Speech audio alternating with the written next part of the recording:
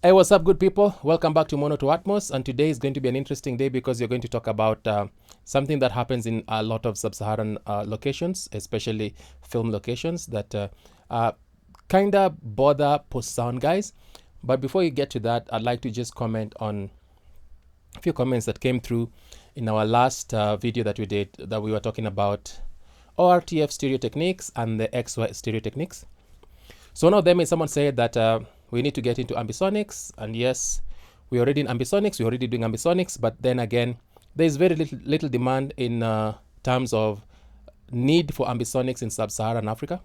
So that is one of the things that, is just detrimental, makes us not really pursue ambisonics so much. But yes, we're doing ambisonics, and maybe one of the ways you could use ambisonics is when you're doing ambiances for your 5.1 surround systems. 5.1 surround films, surround when you're doing your films, or even when you're doing 7.1, or if you are doing your Atmos films, you could never go wrong with the first order ambisonics microphone.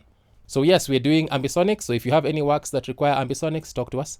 The other question that was there was very interesting and also very disturbing. I'm not sure why someone would ask or try to do such a thing, but it was about using dynamic microphones to capture ambiances, and they were trying to use the Shure SM58 Beta A, and these microphones are actually, I think, hypercardioid microphones.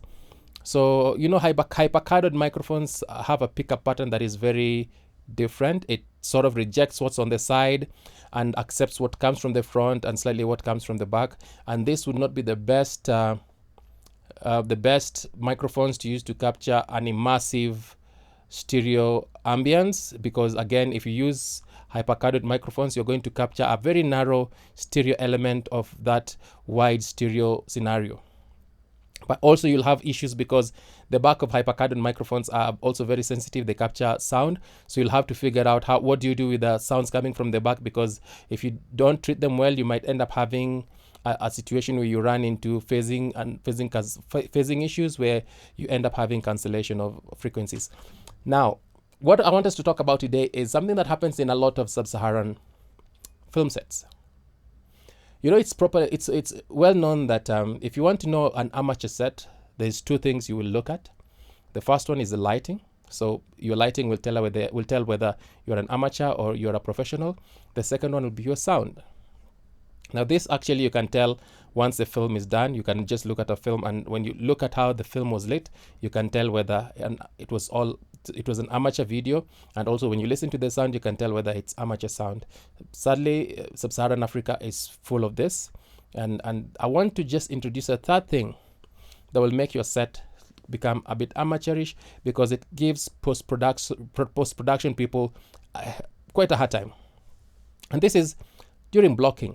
Okay, I don't know how we do blockings out there, but the places I've been, the sets I've been to, I've seen they do the blocking, and then the director talks the actor on as they are still recording on where to move to. This is very problematic for post-production sound.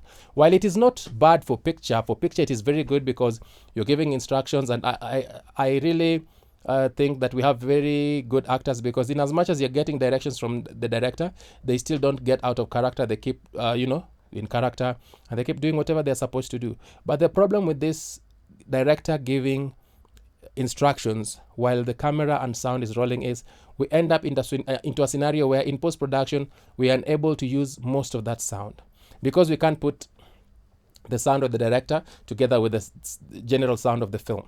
So we have to cut out the sound of the director. And when we cut out the sound of the director, we have holes, okay?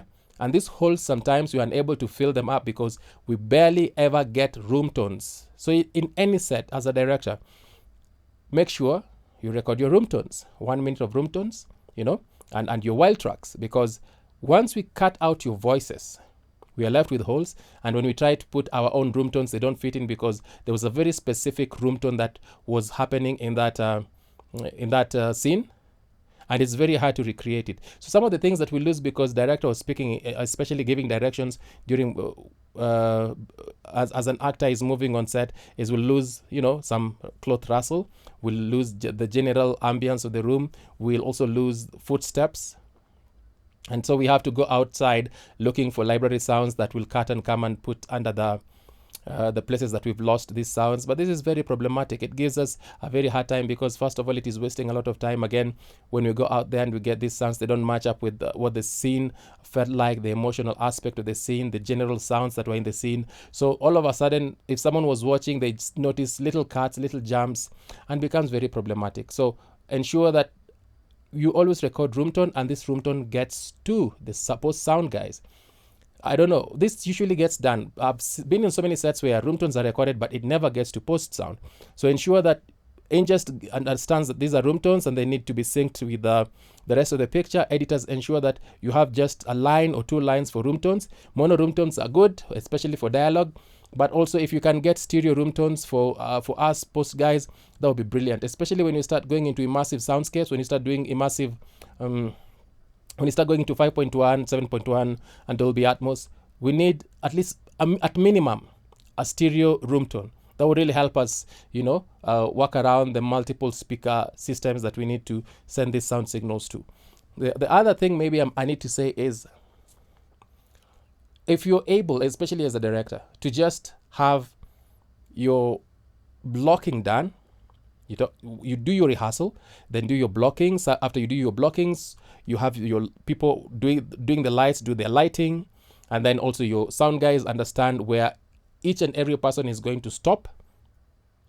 That would be brilliant for us post sound guys, because again, if the sound departments understands where each and every actor is going to stop, they would understand the problems that they're going to face with their either boom mic, lapel mic, or such that they can be able to plant microphones. Okay, because in Hollywood we have this thing called catching the light, where as you do your blocking, you'll have to mark where an actor is going to stop for them to properly catch the eye light, the key light, such that they get that sparkle in the eye.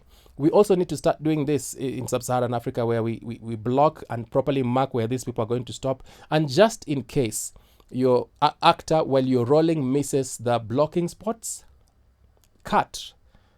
Don't give instructions as you're rolling. Just cut, give them instructions, rehearse again, and then now roll and let them just do it. It's very simple. If they need to come to a place stop, they can count to 10. If they need to move again, they count to 10. So just give them the numbers of times they need to count. They can count to 10. They can breathe in 10 times and then walk away to the next spot. Other than us having, okay, stop there now, turn around, walk on, and then we lose all the other little sounds. In as much as here, there are little sounds, something like cloth rustles, they are a big difference in post-production sound. When we lose that, and we end up having empty spots that we have to fill in with fake room tones, and it's just problematic. So to make sure that your video or your film does not appear amateurish, ensure that you have good lighting, you have good sound, and you block, mark, and don't talk as you're rolling. As a director, don't talk as you're rolling. If you must talk, cut, give instructions, then roll. Such that by the time this thing gets to us in post sound, we do not have to cut sounds that were not supposed to be there. We have at least something that is seamless that we can now enhance with other sounds from other places. This is all I wanted to say today. I hope you've learned something, a thing or two. Until next time, my name is Lawrence, and cheers.